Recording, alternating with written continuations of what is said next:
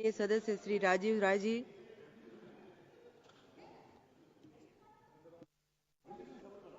मौका देने के लिए। मैडम, रेलवे सिर्फ एक ट्रांसपोर्टेशन का माध्यम ही नहीं है, भारत के जन जीवन से की संवेदनाओं से जुड़ा हुआ है, भावनात्मक रिश्ता है और मैं कहूं तो रोजी रोटी का रिश्ता है। रेलवे पर बोलने को बहुत कुछ है, लेकिन इससे पहले कि आपकी घंटी बज जाए, मेरी जिम्मेदारी बनती है कि मैं अपने क्षेत्र के कुछ सवालों को उठाऊं और माननीय मंत्री जी से बार बार उठाता रहूं। एक बात की तारीफ तो करूंगा मंत्री जी की, बड़ी शालीनता से सुनते हैं, मुस्कुरा कर कहते हैं, लेकिन काम तो होता नहीं है। इसलिए आपसे शिकायत आपके सामने ही करूंगा। और जानते भी है कि शिकायत किससे की जाती है, जिससे उम्मीदें होती है उसी से शिकायत की जाती है। जिस दिन आपसे उम्मीद खत्म हो जाएगी, हम शिकायत करना भी बंद कर देंगे।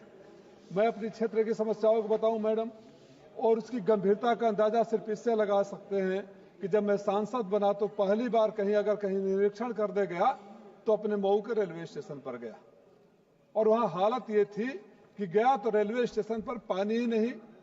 मैंने पूछा पानी क्यों नहीं है, तो बोला सर वो पीछे वाले काउंटर पर है, आगे वाले डब्बे का आदमी पीछे वाला जाएगा तो पानी मिलेगा। घटिया क्वालिटी का निर्माण हो रहा था। मैंने माननीय मंत्री जी के संज्ञान में लाया, दोबारा संज्ञान में लाया। एक सड़क बनी और बनने से पहले उखड़ गई शहीदी मार्ग, मैंने उसको संज्ञान में लाया। महीनों बाद जब मैं आ रहा था इस सत्र के लिए तो आपके विजिलेंस के अधिकारी आए थे, हमसे पूछने की चिट्ठी आपने ही लिखा है, तो मैंने बोला मैं आपको भी लिख कर देता हूं और सदन में भी बता दूंगा मंत्री जी को, क्योंकि चिट्ठी मेरी है और आदेश भी मंत्री जी का ही है। अगर रफ्तार ये रहेगी तो मुझे लगता है कि जो आश्वासन माननीय मंत्री जी ने दिया है कि मऊ से ट्रेनों को चलवाने के लिए, मेरे आने वाली पीढ़ियों के दौर में ही आएगा। मंत्री जी, छोटे वाले मंत्री जी का एक पत्र आया, मैंने 8 नवंबर 2024 को 377 में उठाया था। मैडम, मऊ से कहीं भी किसी भी बड़े शहर के लिए जाने के लिए कोई एक्सप्रेस सुपरफास्ट ट्रेन नहीं है। अगर मैं ये चाहूं कि शुक्रवार को सदन को अटेंड करके चला जाऊं, क्षेत्र में अपने लोगों से मिल लूं और मंडे को आकर अटेंड करूं, तो मेरे लिए भी वो सुविधा नहीं है। और मैंने जब तथ्यों के साथ दिया था तो छोटे वाले मंत्री जी का जवाब आया,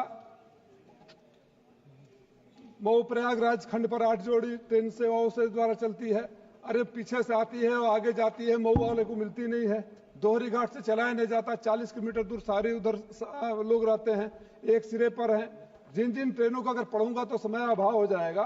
जिन जिन ट्रेनों के लिए कहा, बड़े प्यार से मंत्री जी ने असहमति दर्शा दी। और अगर पत्र को पढ़ता हूं तो मुझे ऐसा लगता है कि ख्याल जिसका था मुझे वो ख्याल में मिला, ख्याल जिसका था मुझे वो ख्याल में मिला, सवाल का जवाब भी सवाल में मिला। ये नहीं हो सकता, वो नहीं हो सकता, आप नहीं थे, अन्यथा मत लीजिएगा। हम आपसे उम्मीद करके बोलते, आश्वासन तो दे देते कि हम करेंगे। और जब आप नहीं थे तो एक बार मैंने बोला था, चूंकि मेरा सौभाग्य है कि दोनों मंत्री बैठे हुए हैं यहां। किसी शायर ने कहा कि एक कुर्सी है तेरा जनाजा तो नहीं कुछ कर नहीं सकते, तो उतर क्यों नहीं जाते। मेरी जिम्मेदारी मेरे लोकसभा के लोगों के लिए है। अगर वहां की सवाल नहीं होगा, मैडम एक बात और आपके संज्ञान में लाना चाहूंगा। बलिया जिला में एक रेवती रेलवे स्टेशन है, क्रांतिकारियों की धरती है। उस रेलवे स्टेशन पर अंग्रेजों से लड़ते हुए शहीद हुए थे।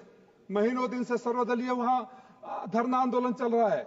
मैं हूं, एमपी साहब हैं, सनातन पांडे जी, हम तीनों सांसद गए थे और उधर के लोग भी थे, सत्ता पक्ष के भी लोग थे। उस रेलवे स्टेशन को हाल्ट कर दिया गया है। शहीदों के सम्मान में जहां ट्रेनें रुका करती थी उसको बंद कर दिया गया। हमारे लोकसभा में बलिया जिला का रसड़ा है, वहां के लोगों को अगर ट्रेन पकड़ना हो तो या तो उधर जाएंगे, बलिया जाएंगे, या मऊ आएंगे। आसपास कोई नहीं है। मऊ बुनकरों का इलाका, हमारे यहाँ कोई उद्योग नहीं है मैडम। हमारे यहाँ मजदूर हैं, बुनकर हैं, या आर्मी और पैरामिलिट्री में भर्ती हुए लोग हैं जो छुट्टियों के लिए आते जाते हैं। मैंने कहा था आप अगर कुछ इंडस्ट्री नहीं कर सकते हैं, कुछ मऊ को दे नहीं सकते हैं। मैंने कुछ दिन पहले सदन में कहा था कि पिछले 10 सालों में अगर आपने एक भी बड़ी परियोजना मऊ को दी हो तो मैं आपका मऊ की धरती पर अभिनंदन करना चाहता हूं। कुछ नहीं दिया।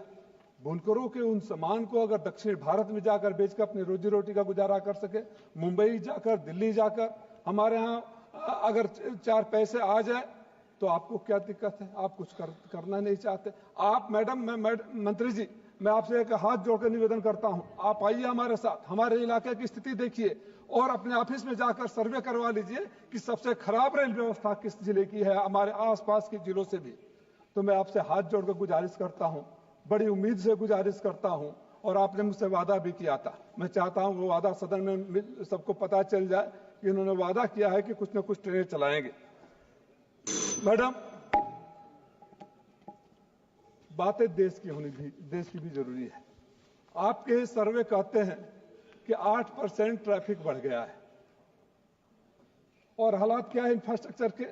उसके मुताबिक तो कुछ बना नहीं। बन रहा है अमृत। मैंने बताया मऊ रेलवे स्टेशन पर इतना घटिया निर्माण हो रहा है, और बलिया में तो बनते बनते गुंबद ही गिर गया नीचे, रेलवे स्टेशन का गुंबद ही नीचे गिर गया था। ये क्वालिटी बताता है। इस स्पीड से माननीय मंत्री जी ने कहा था कि कवच, बड़ी देश के लोगों को सुनने को आया था कवच से एक्सीडेंट रुक जाएगा। इनके सर्वे में है कि 70% ट्रेनें डिरेलमेंट से होती है, और कवच उसमें कोई योगदान नहीं है। अभी तक इनके आंकड़े बताते हैं कि 2% ही कवच में का काम हो चुका है, और इस स्पीड से चलता रहे तो अगले 100 सालों तक होगा। और एक्सीडेंट, मैडम अभी तो हमारा 2 मिनट और बाकी है ना, बोले दीजिए मंत्री जी की तरफ से 2 मिनट हमको है। सर, एक निवेदन और है, और सबके तरफ से आया। पत्रकारों ने मुझसे बोला था कि आपसे जाकर बता दें कि अगर जो उनको सुविधाएं मिलती थी रेलवे में, मीडिया तो ज्यादातर आपके ही समर्थक हैं, कम से कम उनके लिए कर दीजिए। जो उनको सुविधाएं मिलती थी ट्रेन में, वो भी कोविड में बंद कर दिया गया, उसको शुरू कर दें। ये एक जो डिफिनीशन बताया जाता है एक्सीडेंट का, कॉन्सिक्वेंशियल ट्रेन एक्सीडेंट, अब ये है क्या? इसमें आंकड़े के हेरफेर में